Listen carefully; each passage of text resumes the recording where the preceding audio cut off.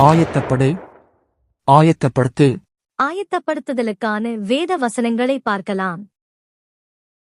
வேதபாரகர் பரிசேயர் என்பவர்களுடைய நீதியிலும் உங்கள் நீதி அதிகமாயிராவிட்டால் பரலோக ராஜ்யத்தில் பிரவேசிக்க மாட்டீர்கள் என்று உங்களுக்குச் சொல்லுகிறேன்.